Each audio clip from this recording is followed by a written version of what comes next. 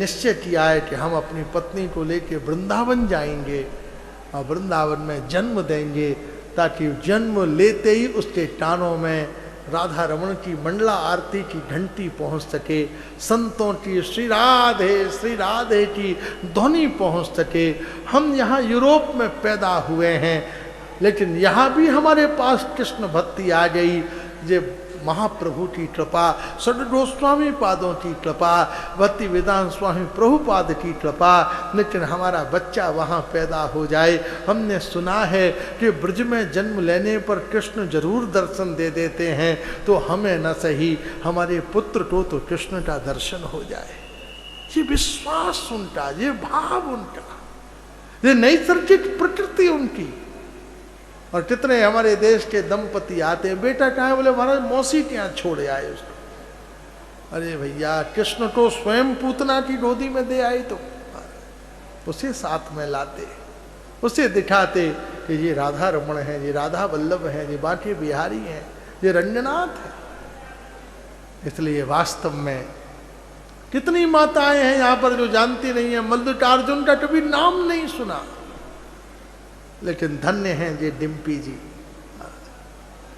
महाजन जी, गुप्ता जी, हमारे गर्ग जी बैठे हुए, एक एक महीना आकर कितनी मुश्किलों से आप सबको यहाँ लेकर आते।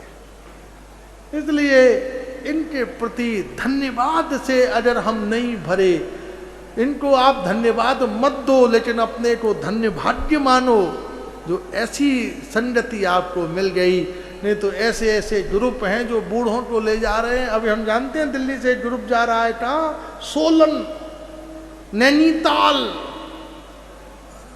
अपनी ताल बिगाड़ने के लिए जा रहे हैं नैनीताल, और मैंने कहाँ शिमला। लेकिन ये लोग हैं जो आपको यहाँ लेकर आए। इसलिए दूर से भी दीद जाएं तो इनको प्रणाम करना, धन्यवाद देना, क्योंकि वह किए बिना शिव की कृपा प्राप्त तो होने वाली नहीं है। इनका सहयोग करना।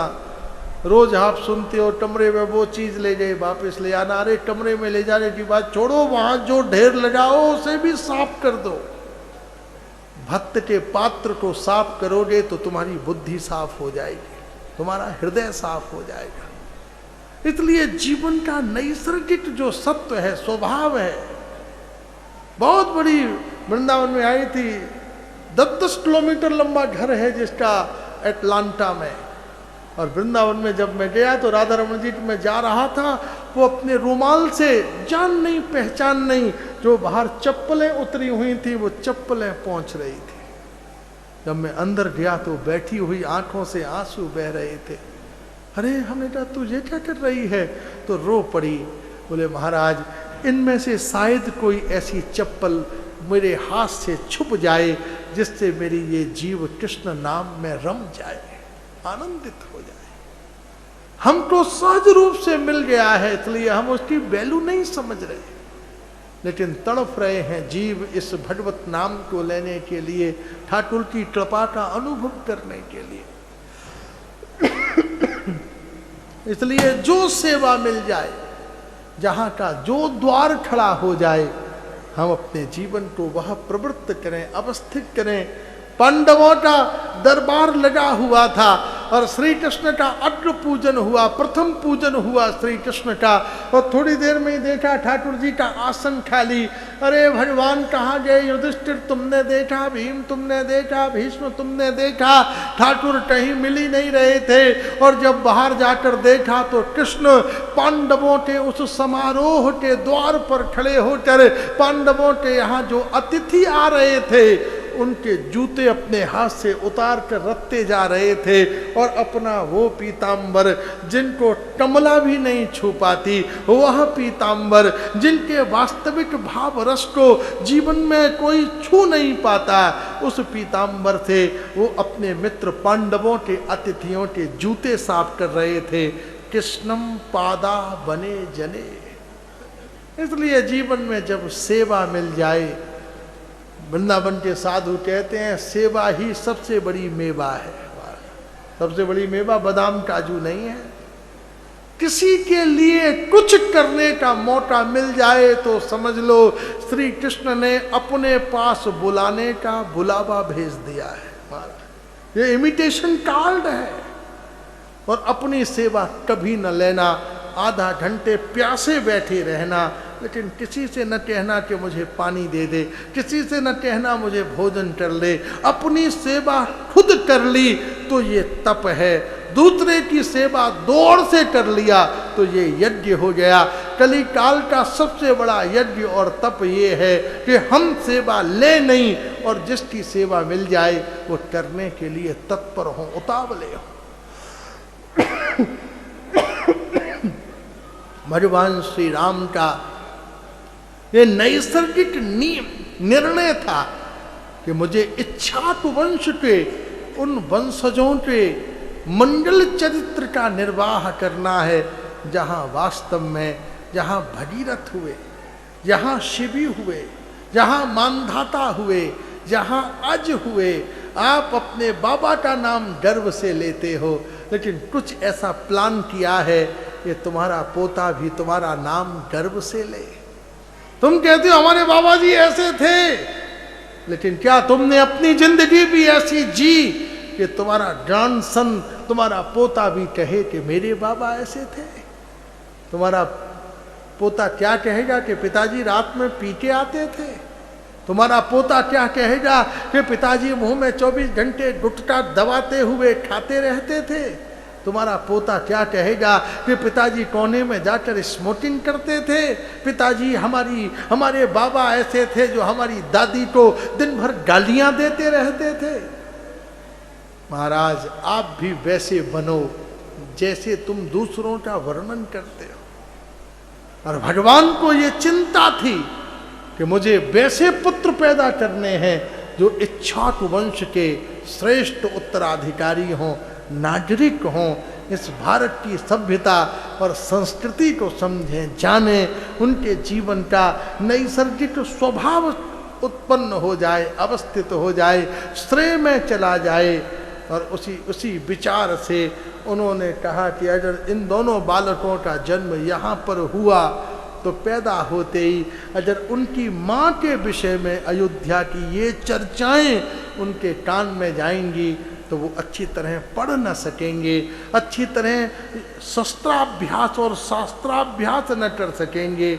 इसलिए उन्होंने सात्विक संकल्प के द्वारा उस मंगलम श्रेय की प्रकृति और पुरुषार्थ के द्वारा सहज रूप से उन्होंने भगवान के स्वरूप के चिंतन परिवेश में सीता जी को लक्ष्मण जी के साथ सहज रूप से महर्षि वाल्मीकि की ओर प्रेषित करने का संकल्प किया। रथारूढ़ एकदम लक्ष्मण जी ने सीता जी से कहा, मैया आप रथ के ऊपर बैठे। अर्धरात्रि का समय था, लेकिन मैया सीता के मन में लक्ष्मण जी के प्रति कोई संदेह न था, कोई शंका न थी। हर प्रकार का अनुराग था, श्रेय था। मंद्र मंद्र पवन चल रही थी। सीता जी उसमें बैठी हुई वनों का वर्णन कर रही थी। हे सौमित्र, वास्तव में आज तुमने बहुत उत्तम कार्य किया कि मुझे अयोध्या से बाहर 14 वर्ष तक मैं जिन वनों में भ्रमण करने गई उन वनों की मुझे बहुत याद आ रही थी। आप उन वनों में हमको ले आए। आशामहो चरण रेणुजुषाम हंसाम वृंदावनम किमपि गुल्मलतौषधीनाम। अरे जीवन में सबसे बड़े मित्र वृक्ष होते हैं। वो घर बड़ा अमंगलकारी है जिसमें वृक्ष नहीं होते, वनस्पतियां नहीं होती। इसलिए अपार्टमेंट में भी रहते हो तो थोड़े से कुछ गमले जरूर रखना पेड़ों के। हम तो नकली लताएं लगा लेते हैं जिनमें पानी न देना पड़े, इसलिए कुछ गमले रखो। और जब भी वृंदावन जाओ कुछ पौधे लगा दो। लुधियाना की सड़कों पर कभी कुछ ऐसा कार्यक्रम बनाओ कि महामंत्र भी चलता रहे और हर व्यक्ति जितनी माला करे उतने वृक्ष भी लुधियाना में लगावे। तो महाराज ऊपर से अगर लुधियाना को देखो तो ऐसा लगे कि महाराज जंगल है, इतनी लता पताएं, आज ऊपर से अपने शहरों को देखो, एक पेड़ दिखाई नहीं देता, कूड़े के ढेर दिखाई देते हैं, गंदे नाले दिखाई देते हैं, चेंटे चेंटी की तरह रेंडते हुए मनुष्य दिखाई देते हैं, धुआं उठता हुआ दिखाई देता है, लेकिन वृक्ष दिखाई नहीं देते। आने वाले समय में मीठा पानी और पेड़ की छाया दुर्लभ हो जाएगी। इसलिए हर व्यक्ति को चाहिए कि कम से कम साल में हर महीने एक पेड़, बड़ के पेड़ पर एक लोटिया पानी चढ़ाया है वो तो ठीक है, लेकिन एक नया बड़ का पेड़ लगाओ, नीम का पेड़ लगाओ, जामुन का पेड़ लगाओ। वनस्पत्या जीव मैत्रिश्च, वनस्पति ही इस मनुष्य का सबसे बड़ा मित्र है। अगर वनस्पति नहीं होंगे तो 200 मनुष्य भी एक दूसरे की सहायता नहीं कर पाएंगे। एक पेड़ लगभग 5000 मनुष्यों को प्राण देता है, लेकिन 5000 मनुष्य मिलकर भी एक पेड़ की रक्षा नहीं कर पाते। इसलिए इन लता पताओं का संरक्षण करो, संपोषण करो, इनकी वृद्धि करो। अपने जीवन में जरूर वृक्ष लता पताओं का सड़कों के किनारे, अपनी गली में, अपने मोहल्लों में, हर जगह एक ग्रीन रेवोल्यूशन की बड़ी जरूरत है, नहीं तो इस पृथ्वी को नहीं बचाया जा सकता। केवल साइंटिस्ट कहते हैं 20 साल का मीठा पानी बचा है, और ये पास 3 पॉइंट समथिंग वाटर है, और वाटर की कोई व्यवस्था भी नहीं है। वर्षा का सारा पानी डदला होकर बह जाता है। इसलिए आज सीता जी कह रही हैं सौमित्रम मित्र वनस्पत्याम, हे सौमित्र। सौमित्र लक्ष्मण का नाम है। आज मैं 2 मित्रों के साथ में हूँ।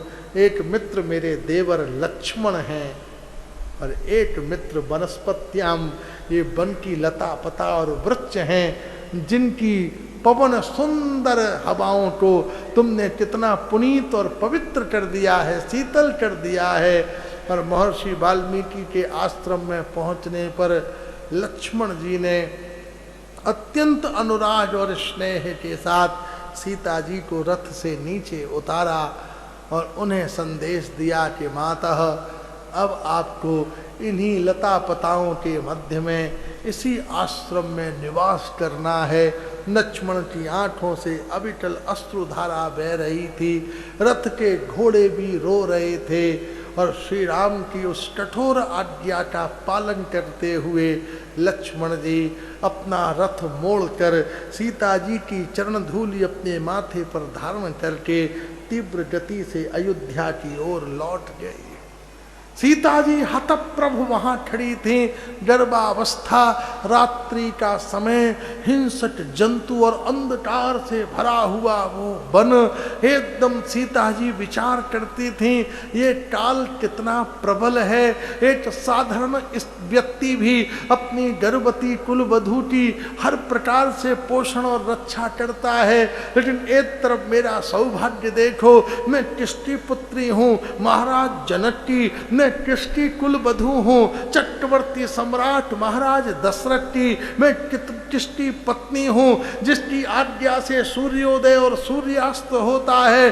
धर्माधिष्ठात्र भरत मेरे देवर हैं, कामाधिष्ठात्र भरत लक्ष्मण मेरे देवर हैं, महाराज अर्थाधिष्ठात्र परत्व शत्रुघ्न मेरे देवर हैं, ब्रह्मर्षि गुरुदेव वशिष्ठ और सतानंद जैसे मेरे गुरु हैं, सुमंत जैसे मंत्री हैं, अयोध्या की मैं राजमहर्षि हूँ। लेकिन उसके बाद भी आज ये दुर्भाग्य कितना प्रबल है, ये हिंसक जंतुओं से भरे हुए इस भयंकर जंगल में मैं गर्भ की अवस्था में अकेली खड़ी हुई हूँ। आज मुझे कोई जल देने वाली दास दासी भी यहाँ उपस्थित नहीं है।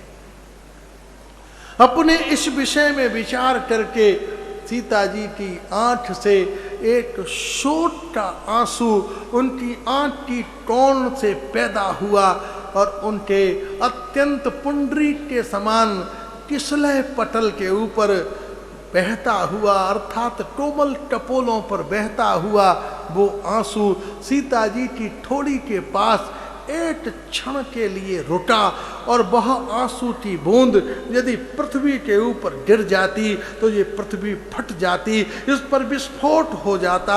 लेकिन उसी समय सामने से ब्रह्मर्षि वाल्मीकि आ रहे थे और सीता जी को देखकर वो अपना कमंडल लेकर दौड़ पड़े और जैसे ही वो आंसू की बूंद सीता जी की थोड़ी से नीचे गिरी, महर्षि वाल्मीकि ने कमंडल बढ़ाकर उस प्रिया जी की आंसू की बूंद को अपने कमंडलों में धारण कर लिया और सीता जी की आंख से गिरा हुआ वो आंसू ही है, वह उनका शोक ही है जो वाल्मीकि रामायण के 24,000 श्लोकों के रूप में प्रकट हो गया।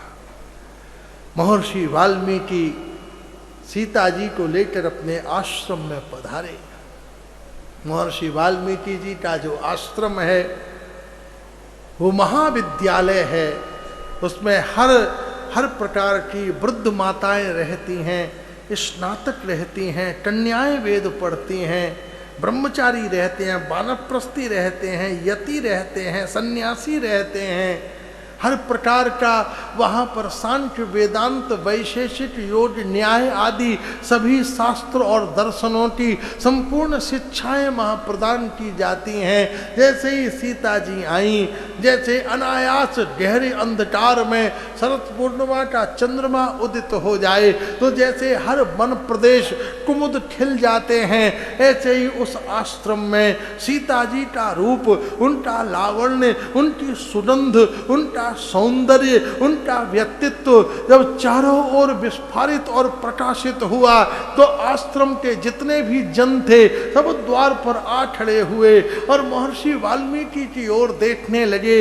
ऐसा लगता था कि महर्षि वाल्मीकि की समाधि का सारा तेज आज उन्होंने प्रकट कर दिया था, अथवा ऐसा प्रतीत होता था कि महर्षि वाल्मीकि के अंदर जो काव्य है वो काव्य का रस ही एक मूर्तिमंत रूप लेकर प्रकट हो गया हो, अथवा आज महर्षि वाल्मीकि ने सारी प्रकृति के सौंदर्य को एक व्यक्तित्व में संकलन कर दिया हो, अथवा ऐसा प्रतीत होता था कि वो अनाहत ब्रह्म जिसके हम नैसर्गिक स्वरूप को सुनते और उसके विषय में विमर्श करते हैं वो आज एक रस विग्रह धारण करके प्रकट हो गया हो। सब चकित दृष्टि से देखते थे और महर्षि वाल्मीकि ने कहा कि हे अंतः आश्रम वासियों, ये वन देवी हैं, इस संपूर्ण प्रकृति की यह स्वामिनी है। सारी प्रकृति इनकी कृपा से ही पल्लवित और पुष्पित होती है और आज यह कृपा पूर्वक अर्थात हमने आज तक इस आश्रम में जितना यज्ञ, जितना तप, जितना व्रत, जितने अनुष्ठान, जितनी समाधि तपस्या लगाई हैं, हम सब का वो सारा पुण्य और अपूर्वत्व संचित होकर आज प्रतिफल के रूप में, प्रसाद के रूप में, पुण्य के रूप में इन वन देवी के रूप में हमें प्राप्त हो गया है। सारी बूढ़ियां सीता जी की ओर दौड़ पड़ी, मृग अपने अपने शावकों को छोड़कर प्रिया जी को देखने लगे। गैयाओं ने बछड़ाओं का त्याग कर दिया और सीता जी को देखकर अनुभव करने लगी जैसे मानो कामधेनु का स्नेह लेकर उनकी आदि गौ माता कामधेनु आ गई हो। मृगों की नासिका में जाने वाले कस्तूरी की सुगंध उनको दुर्गंध प्रतीत होने लगी। प्रिया जी के श्रीअंग से निर्झरित होने वाली जो कुमुद गंध थी उसी के ऊपर मृग लुब्ध हो गए। चारों तरफ आश्रम का वातावरण अत्यंत पुनीत और प्रसन्न हो उठा। और तब ठीक महर्षि वाल्मीकि ने अपनी कुटिया के सामने सीता जी के लिए रहने के लिए एक दिव्य सुंदर कुटी का निर्माण किया। प्रिया जी उसमें निवास करती थीं। हर आश्रमवासी नित्य आकर उन्हें प्रसन्न करता था। मृग चौटड़ी भरते, वहाँ के कपि बानर अटखेलियाँ करते, वहाँ की धेनु, वहाँ के मोर, वहाँ के तोते विविध प्रकार की भाषाएं और भाव को बोलते और पूरा आश्रम प्रिया जी के गांधीर्य को तोड़कर उन्हें प्रसन्न करने का प्रयत्न करता। कहीं यज्ञ का धूम्र, कहीं वेद की ऋचाएं, कहीं कोई तप कर रहा था, कोई व्रत कर रहा था, कोई हिमशिलाओं पर सो रहा था, कोई जप कर रहा था, कोई कीर्तन कर रहा था। वैदिक वातावरण, पवित्र पवित्र वातावरण था। प्रिया जी सबको देखकर अत्यंत प्रसन्न होकर शनै शनै अयोध्या के व्यवहार से मुक्त होकर आश्रम के वातावरण में प्रसन्न और आनंदित हो गई। वह पुनीत भाव से केवल राम के वियोग में डूब गई। वह 24 घंटे उनकी श्वास श्वास से केवल श्री राम श्री राम श्री राम श्री राम का मंडल समुच्चारण होता रहता और वह उसी का स्मरण करती रहती। जब भी कोई वृद्धा आकर बैठती तो वो श्री राम की करुणा, श्री राम का पुरुषार्थ, श्री राम का पौरुष, श्री राम के बल का विवेचन करती। तब महर्षि वाल्मीकि जी ने सीता जी सामने बैठी हुई थी और उनका दर्शन करते हुए वाल्मीकि रामायण को लिखना प्रारंभ किया। वो एक एक अध्याय लिखते जाते थे और सीता जी को पढ़ाते जाते थे। एक एक छंद कथा चरित्र को पढ़ते जाते थे और सीता जी को सुनाते जाते थे, उनका प्रतिपादन करते जाते थे। इसलिए महर्षि वाल्मीकि ने प्रतिज्ञा की है, सीतायाश्चरितम महत। अरे मेरे श्रोताओं, मेरे ग्रंथ को पढ़ने वाले भक्तों, एक बात मैं तुमसे कह देता हूँ, मैं रामचरित्र नहीं लिख रहा हूँ, मैं तो अपनी माता सीता का चरित्र लिख रहा हूँ। सीतायाश्चरितम महत। राम सीता जी के पति हैं इसलिए उनका चरित्र आ गया है, लेकिन मैं तो अपनी स्वामिनी माता सीता का चरित्र लिख रहा हूं। और जब पूरी वाल्मीकि रामायण पूर्ण रूप से संपन्न हो गई और सीता जी ने उसका अध्ययन कर लिया, उसी समय सीता जी के प्रसव की बेला आई।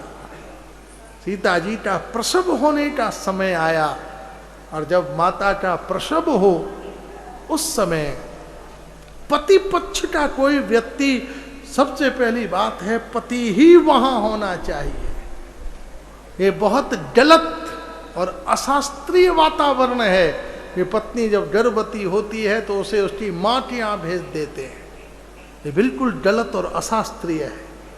बच्चे का गर्भ माता पिता के यहाँ ही होना चाहिए, उसके अपने घर में, मैके में नहीं, ससुराल में ही होना चाहिए। सहायता के लिए माँ को यहाँ बुला लिया जाए, लेकिन पत्नी को यदि वहाँ भेज दिया तो बच्चा फिर अपने मैके के संस्कार को लेकर ही पैदा होगा। इसलिए वास्तव में पति वहाँ उपस्थित हो, सास ससुर उपस्थित हो, जेठ देवर उपस्थित हो, ताकि उस वंश का गंध, उस वंश का वातावरण, उस वंश का आवाहन, उस वंश का पुण्य जन्मजात शिशु के अंदर संप्रवृत्त हो, अवस्थित हो और वह हमारी दिव्य मंगल परंपरा का संपोषण कर सके। सीता जी के मन में था, क्योंकि राज्य राजा बनना है, अगर महात्मा बनना हो, महर्षि बनना हो तो ये वातावरण अत्यंत पुनीत और पवित्र है। लेकिन रघुनाथ की मंशा है इस छाटवंश के उत्तराधिकारी प्राप्त हों, तो उसके लिए यदि अयोध्या का कोई भी एक पारिवारिक जन यदि यहाँ उपस्थित होता तो बड़ा उत्तम होता। और जगत जननी आवाहन करें, संकल्प करें और वो पूर्ण न हो, ये तो सर्वदा असंभव है। उसी समय अयोध्या में एक बड़ा भारी दरबार लगा हुआ था और उसमें गहन मंत्रणा चल रही थी और वो मंत्रणा थी, मथुरा में एक बड़ा भयंकर राक्षस था जिसका नाम था लवणासुर। रावण के समान ही वो बलवान था और लवणासुर ने इस सारे जनपद को आक्रांत कर रखा था और उसका पराभव करके और मथुरा में शांति की स्थापना करना अनिवार्य था। इसलिए मंत्रणा चल रही थी कि मथुरा में लवणासुर का वध करने के लिए किसको भेजा जाए। इस समय श्री राम जगत विख्यात थे, भरत प्रेमी के रूप में जगत विख्यात थे, लक्ष्मण सेवक के रूप में जगत विख्यात थे, लेकिन आज तक शत्रुघ्न जी को कोई सेवा प्राप्त नहीं हुई थी। और शत्रुघ्न जी कभी श्री राम के सामने जाते नहीं हैं। वो जब जाते हैं भरत के साथ जाते हैं, भैया चलो ना चलो ना, क्योंकि मैं श्री राम का दर्शन करना चाहता हूं। क्योंकि राम कौन है? प्रेमाधिष्ठात्व परत्व। भरत कौन है? धर्माधिष्ठात्व परत्व। लक्ष्मण कौन है? कामाधिष्ठात्व परत्व। और शत्रुघ्न कौन है? अर्थाधिष्ठात्व परत्व। भगवान के पास धर्म की सीधी गति है, भगवान के पास काम की सीधी गति है, लेकिन भगवान के पास अर्थ की सीधी गति नहीं है। अर्थ सीधा ईश्वर तक नहीं पहुंच सकता। अर्थ कब पहुंच सकता है? जब वो धर्म के शरणागत होता है।